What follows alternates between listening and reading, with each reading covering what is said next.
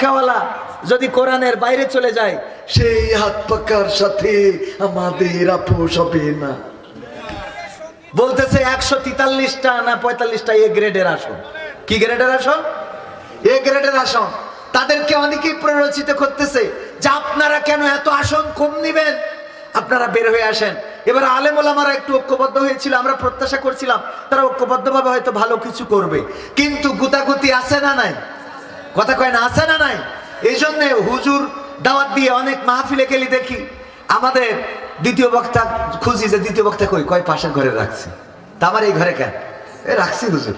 মানে ওই কমিটিও জানে যে দুই বক্তা যদি এক ঘরে তুই গুতগুতিতে মারামারি করে বসতে পারে তখন মাহফিলের সমস্যা হবে, তার থেকে দুই বক্তা দুই ঘরে থাক। এই সত্য বলছি না মিথ্যা বলছি? হ্যাঁ ভাই, আপনিও কি করিছে? সাইফুল্লাহ বিন আমাদের এনামুল হাসান বিন নূর ভাই আমি আসার আগে তাড়াতাড়ি নিয়ে আইছে যে সে যদি আবার গুতগুতি করে। হ্যাঁ, এই জন্যে হুজুরা এই গুতগুতি যদি বাদ দেয় সমাজটা শান্তিতে ভরে যাবে। বলেন ঠিক কিনা? এর আগে কিন্তু এই প্রশ্নটাই আমাকে করেছিলেন আমাদের প্রিয় মুহতারাম জনপ্রিয় জননন্দিত আপনাদের অঞ্চলের প্রার্থী, যে আপনাদের মধ্যে এত মতবিরোধ কেন, এত রেশারেশি কেন, এত দল কেন? এই প্রশ্নটাই করেছিলেন, যদিও আলোচনার আমার ওইটার প্রেক্ষাপট ছিল না। তো এই রেশারেশি এক জায়গায় ঢুকেও এক থাকতে পারতেছে না, এটা কোনো কথা হইল? বলেন। এই জন্য আলেমদের এক হওয়ার দরকার আছে না নাই? সকল আলেমকে আল্লাহ এক করে দিন, পড়েন আমিন। আল্লাহর পথে যারা চলে তাদেরকে এক করে দিন, বলেন আমিন। আমি বললাম যে কয়দিন আগে বিএনপির আয়োজনে আমি এক মাহফিলে বক্তা ছিলাম।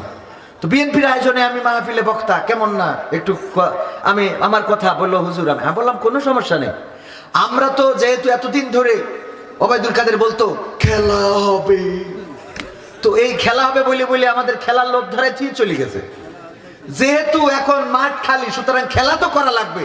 তো তখন কি করেছি, এক দল যেহেতু ওয়াকআউট করেছে, আমরা যে 11 জন ছিলাম 5 জন আর 6 জন ভাগ করিতে নিজেরা গোল দিচ্ছি।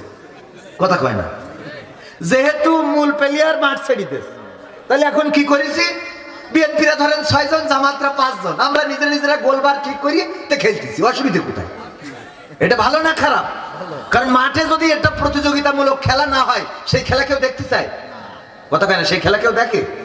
এই মাহফিলটা যদি আওয়ামী লীগের আমলে হইতো, আপনার কি মনে হয় এই মাঠে লোক জায়গা দিতে পারতেন?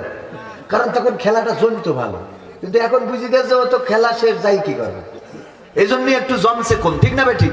তো এই জন্য দুইটা প্রার্থী আমি বললাম আপনারাও দাঁড়াইছেন, জামাতরাও দাঁড়াইছে, এবার ফাটাফাটি একটা খেলা হোক। কারণ দুইটা ফাটাফাটি না হলে এটা জমবে না, তাই না? একদম 153 পাশ করে নিয়েছে। পরের দিন কেউ ভোট দিতে গেছে? ওটা কুত্তা গেছিল। কথা কয় না? ঠিক না ঠিক? কারণ পাস তো হয়ে গেছে, ভোট দেবে কিনা? এরপরে কি করলো, রাত্রি তাহাজ্জুদ পড়ি কাম সেরে ফেলিছে। ঠিক না ঠিক? পরের দিন কি ভোটে লোক গেছে? যাই নাই তো। তো এই জন্য একটা প্রতিযোগিতা থাকতে হবে, ফাটাফাটি প্রতিযোগিতা। ডাইরেক্ট মনে করেন সেই প্রতিযোগিতায় মোটামুটি এবার যারা ক্ষমতায় যাবে সবাই মিলেমিশে একসাথে দেশের উন্নয়নে কাজ করতে হবে। কথা ঠিক আছে? সবাই মিলে দেশকে এগিয়ে নিতে হবে। এটাই দেশপ্রেম, এটাই ভালোবাসা। আমরা এইটা যদি করতে পারি, আল্লাহ আমাদের কল্যাণের পথে পরিচালিত করবে। খিচুড়ি ঠান্ডা হয়ে যাচ্ছে, ওদিকেও খেয়াল রাখতে হবে।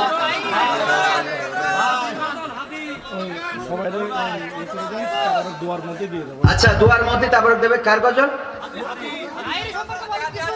তাহেরি ভাই। এরা আবার জ্বালালো। এই তাহেরি ভাইয়ের আজকে পুরো পত্রিকা ভাইরাল। সে কোটি কোটি টাকার মালিক। কত 1 কোটি কত টাকার মালিক, এটা যেহেতু সংসদ সদস্য পদপ্রার্থী উনি হিসাব দিয়েছেন। তো এই টাকার মধ্যে তার নামে রয়েছে 30 ভরির উপরে গয়না, কিন্তু বোন নামে দেয়নি। ভালো কাজ করেছে, কারণ বউ যদি চলে যায় গয়না নিয়ে চলে যাবে না? তো এই জন্য সচেতন থাকার দরকার আছে না নাই? এইগুলো ভালো স্বামী যারা সচেতন, আলহামদুলিল্লাহ তারা কি সচেতন। এরপরে ঝামেলা যেটা, সেটা হলো পত্রিকায় খালি নিউজ করতেছে যে তাহেরির ইনকামের উৎস হইল ব্যাংকে জমা টাকার সুদ। হ্যাঁ, জমা টাকার 1 কোটি কত লক্ষ টাকার মধ্যে সুদ হইল মাসে মাসে মাত্র 26,000 টাকা। ওইটা বড় করে দেখাচ্ছে। হ্যাঁ, ওইটা বড় করে দেখাচ্ছে। তবে এটা সত্য যে একজন আলেম হিসাবে অন্তত ব্যাংকের এই সুদ সামনে আসা দরকার ছিল না, ঠিক কিনা? ব্যাংকের সুদ কেন নেবেন? ব্যাংকের এই যে ইন্টারেস্টটা কেন নেবেন? আপনি মুনাফা নিতে পারেন শরিয়া ভিত্তিক যে ব্যাংকগুলো পরিচালিত হয় সেখান থেকে, কিন্তু সুদ ভিত্তিক ব্যাংকে লেনদেন করে সেখান থেকে প্রফিট নেওয়া এটা স্পষ্ট হারাম, এটার কোনো সুযোগ। অনেকে আবার এটা বললে বলবে যে ইসলামী ব্যাংক তো ঘুরাইয়ে খায়। এরম কয় না? ইসলামে কি করে? এই ঘুরানোটাই হলো হালাল। ঘুরানোটা কি হালাল? একজন মেয়ে পছন্দ হয়েছে গদখালি যেয়ে, আপনি তারে বললেন আই লাভ ইউ, বললো আমিও আই লাভ ইউ, লাইলাতুল ফেব্রুয়ারিতে ঘুরে বেড়ালেন। হালাল না হারাম? কথা কয় না? হালাল না হারাম? কিন্তু যদি পছন্দ করার পরে গদখালিতে দেখে পছন্দ হয়েছে, অ্যাড্রেসটা নিলেন, মেয়ের বাবার কাছে বাড়ির থেকে আত্মীয় পাঠালেন, আত্মীয় গেল, বললো যে আপনার মেয়েরে আমার ছেলে পছন্দ করেছে, আমার একমাত্র ছেলে, বিয়ে দিতে চায়, আপনি যদি আপত্তি না করেন। এই ওরা বললো ঠিক আছে আমরাও দেখতে যাবো। দেখতে আসলো, ঘর বাড়ি দেখাশোনা হয়ে গেল, মোটামুটি পছন্দ হলো। এবার দিনক্ষণ ফেলা হলো, গাড়ি নিয়ে বিয়ে করতে আসলো, কাবিন সেট হলো, তারপরে কবুল কবুল কবুল। এইবার লাইলাতুল ফেব্রুয়ারিতে ও গদখালি কেন? যদি আরো কোনো জায়গায় যায় কোনো অসুবিধা আছে? তাহলে ঘুরাই খালি কি বোঝা গেছ তো? আমি বলেছি যারা ইসলামী আন্দোলনের প্রতীক হাতে নিয়েছেন তারা বুঝে শুনে দাঁড়িয়ে পেশাব করতে পারবেন না। কারণ প্রতীক এক হাতে, আর এক হাতে যদি দাঁড়িয়ে পেশাব করেন, দুইটা ছবি এক পাশে দিয়ে একসাথে দিয়ে বলবে দেখো এই হলো উনাদের কর্মী। ঠিক না বেঠে? কথা কি বোঝা গেছে?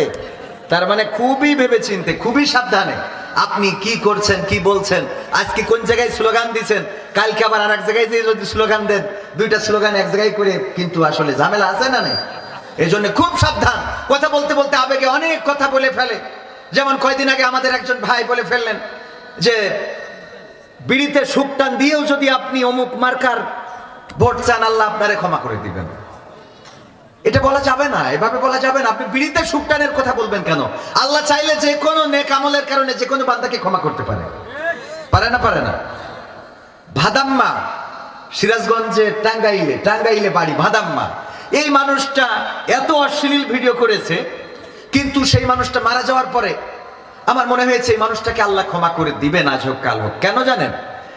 এই ভাদাম্মা সে খারাপ ভিডিও বানিয়ে বেরিয়েছে, কিন্তু একটা ছেলেকে হাফেজ বানিয়েছে।